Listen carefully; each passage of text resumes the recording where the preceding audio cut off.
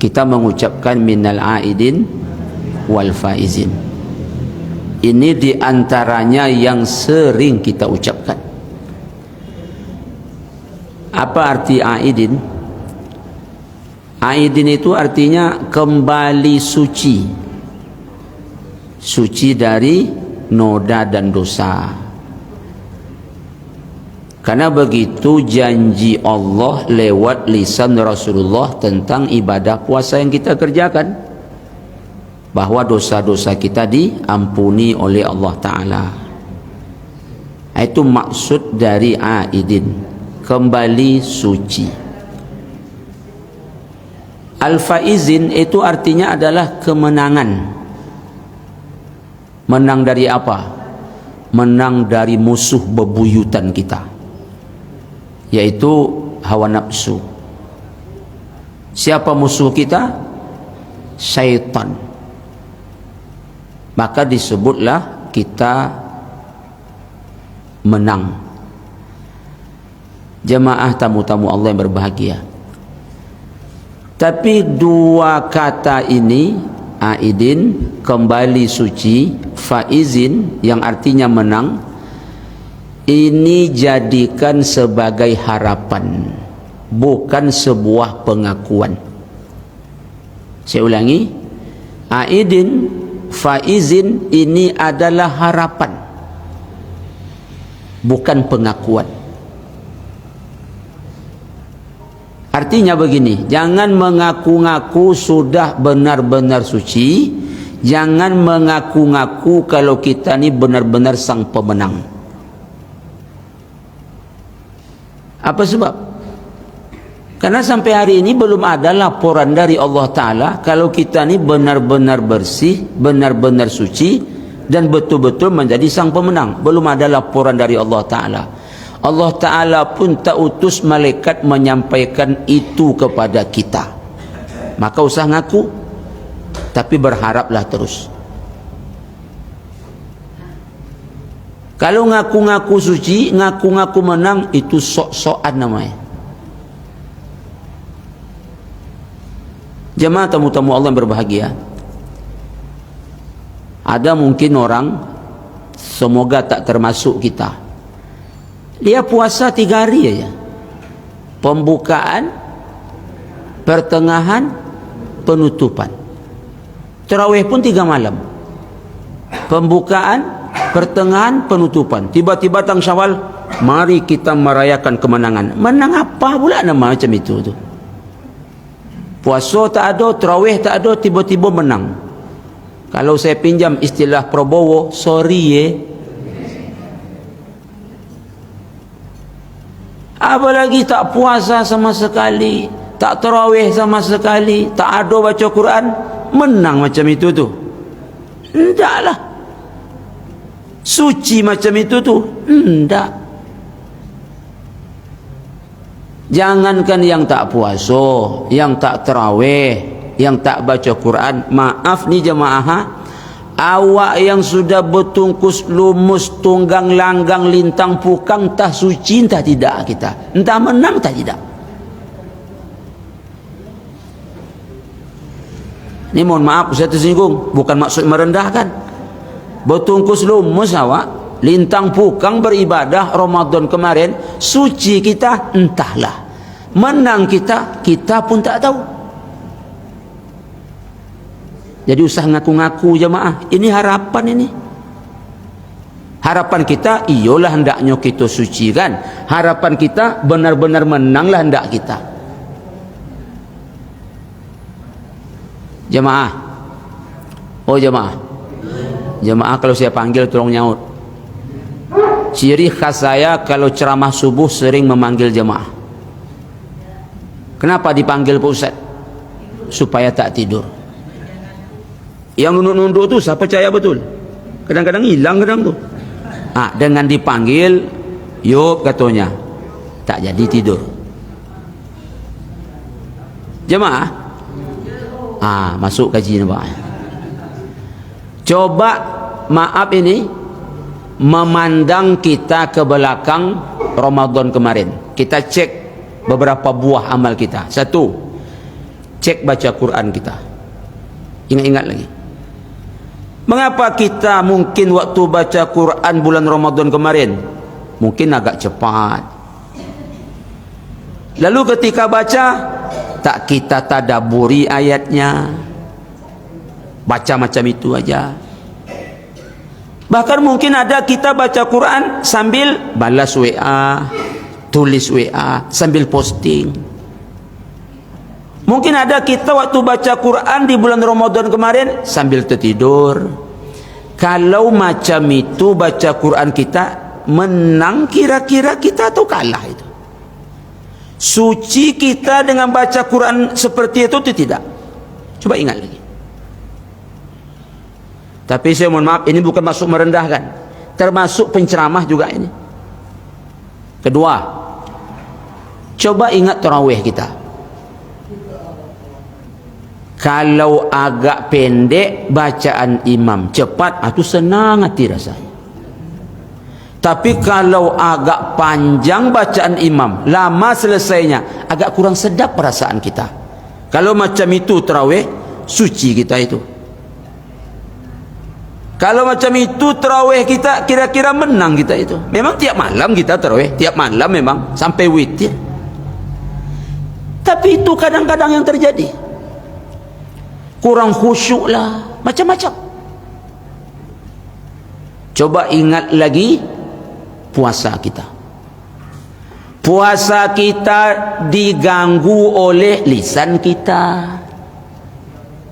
Gunjing jalan, fitnah jalan, ribah jalan. Puasa kita diganggu oleh mata kita. Mengapa mata kita masih menengok-nengok yang tak boleh ditengok? Mengapa kita bulan puasa kemarin terganggu oleh karena telinga kita masih kita dengarkan yang tak boleh untuk didengar? Kalau macam itu puasa, sucikah kita, menangkah kita? Belum tentu. Maka untuk itu, kesucian yang kita ucapkan, kemenangan yang kita ucapkan, itu adalah harapan, bukan sebuah pengakuan. Berharaplah terus. Ya Allah, Kau tahu ya Allah, bulan Ramadan kemarin begitulah tarawihku ya Allah. Cuma macam itulah baca Quranku ya Allah. Kau tahu ya Allah, kualitas puasaku mungkin jauh dari yang Kau harapkan ya Allah. Banyak kurangnya ya Allah. Mohon Engkau maklumi ya Allah. Mohon terima ya Allah. Untung-untung diterima oleh Allah sehingga kita suci di matanya. Semoga kita menang di mata Allah Ta'ala. Maka sekali lagi wahai jemaah, berharaplah dan berharaplah. Sampai kapan kita berharap Pak Ustaz? Sampai di tiupan terakhir napas kita. Mengaku jangan. Kenapa kita katakan jangan jadikan itu sebagai pengakuan? Ada ayat. Ayat 32 dalam surah An-Najm. Apa kata Allah Subhanahu wa taala? Fala tuzakku anfusakum. Jangan kamu mengatakan dirimu bersih. Jangan. Jangan kamu mengatakan dirimu itu suci. Jangan mengatakan diri kita sudah hebat amalnya, sudah luar biasa ibadahnya. Jangan. Wa huwa a'lamu bimanittaqa. Allah lah yang paling tahu kamu tu suci atau tidak. Allah lah yang paling tahu amalmu diterima atau tidak. Hanya Allah yang tahu kamu itu bertakwa atau tidak. Yang paling tahu hanya siapa? Allah. Jemaah, Nabi Muhammad SAW sama-sama sudah kita ketahui, itu dosanya yang telah lalu dan yang akan datang telah diampuni kalau ada. Tapi ada dosa Nabi? Tak ada. Beliau maksum. Hebatnya lagi Nabi Muhammad SAW sudah dijamin masuk surga.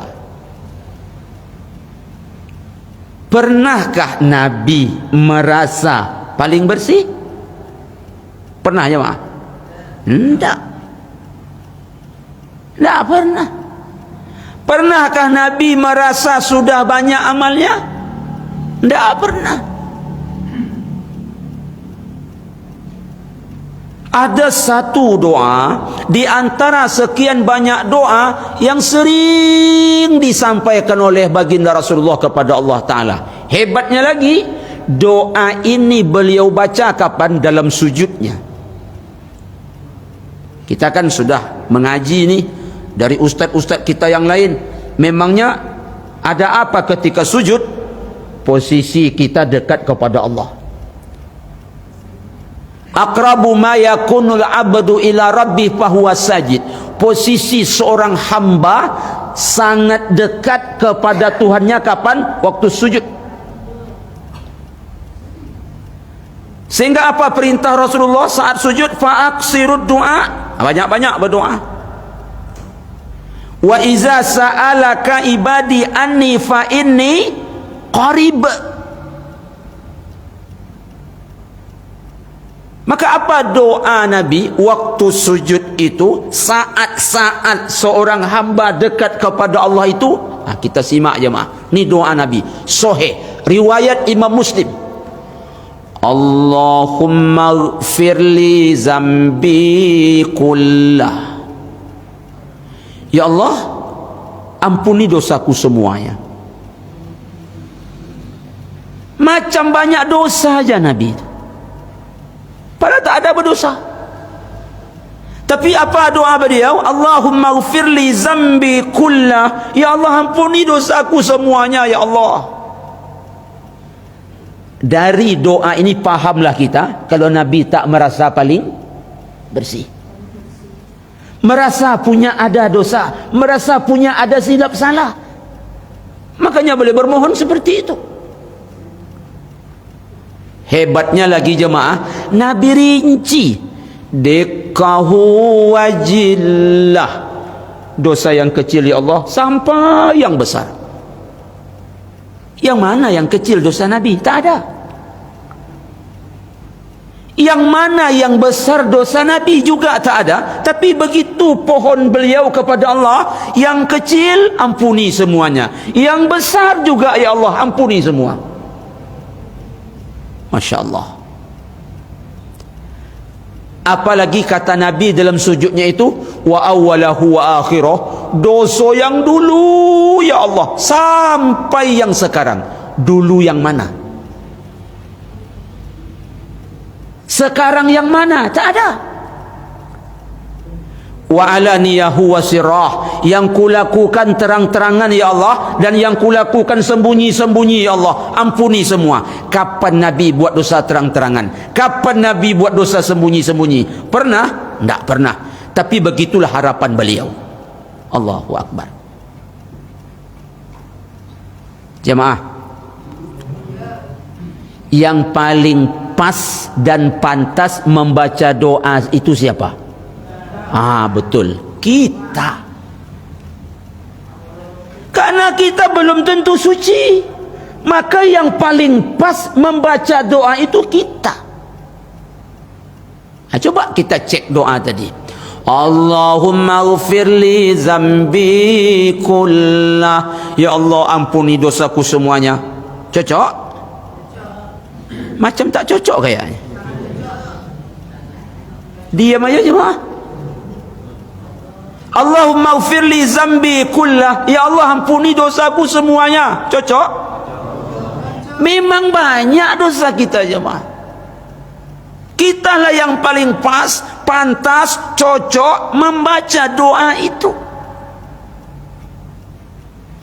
Dikahu wajillah, dosaku yang kecil dan dosaku yang besar. Banyak dosa kecil kita, banyak dosa besar kita. Kitalah yang paling pas. Wa awalahu wa akhirah, dosaku yang pertama ya Allah sampai dosaku yang terakhir. Lagi-lagi pas betul dengan kita doa ini. wa alaniyahu wa sirrah, yang kulakukan terang-terangan dan sembunyi-sembunyi ya Allah. Sering awak buat dosa terang-terangan? Tak usah cakap lagi. Sering kita buat dosa sembunyi-sembunyi? Kita yang paling pas dan pantas membacanya. Maka untuk itu, jangan merasa kita sudah suci, jangan merasa kita sudah menang, tetapi jadikan itu sebagai harapan. Sampai kapan kita berharap? Sampai dihembus napas terakhir.